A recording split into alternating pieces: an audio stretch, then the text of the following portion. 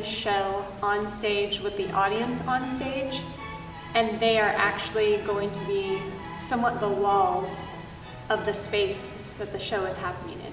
And to me, usually when you're experiencing a dramatic performance of any kind, you're like 30 feet away in an audience, and the actors have to be really big and act in every single ounce of their body so the person in the last row can understand what they're saying, and you miss all the nuances. You don't get to see all their facial expressions and the subtext and everything else that makes the play so much richer.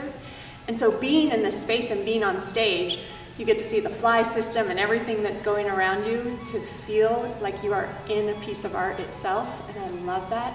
And I love that they'll get to see all those little moments that as a director you get to see in rehearsals because you're up close, but as an audience you don't always get to see.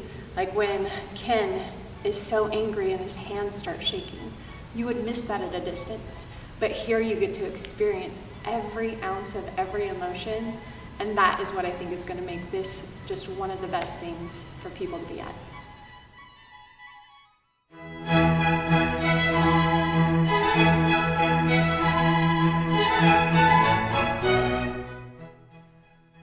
Both Ken and Rothko have a lot that make any person relate to them, because it's very much the story of master-servant, father-son, and whether you're male or female.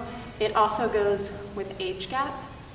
And for Rothko, being an aging artist, he is kind of struggling to stay relevant, and I think as we all age, we are struggling to stay relevant. We are struggling to say, hey, I still matter.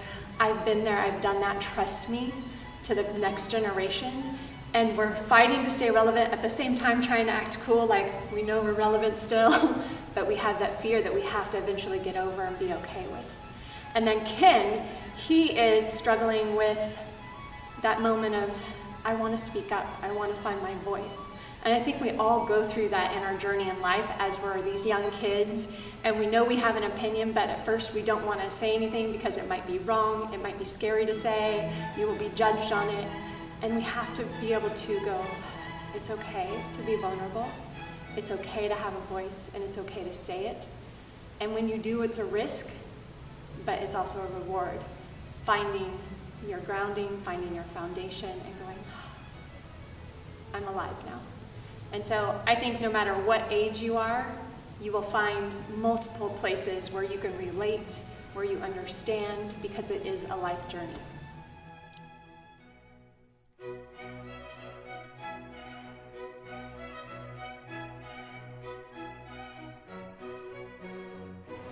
What do I want the audience to take away? I'm going to go a little Rothko on this, and when I was doing research on him, there was two things that stood out. One is actually a line from the show where he said, putting a piece of art out there is like putting a blind child into a room full of razor blades, and you know it's going to get hurt. And you know, no matter what type of artist you are, a musician, a painter, an actor, whatever it may be, when you do art, if you are passionate about it, it is scary to reveal it to people that will judge it.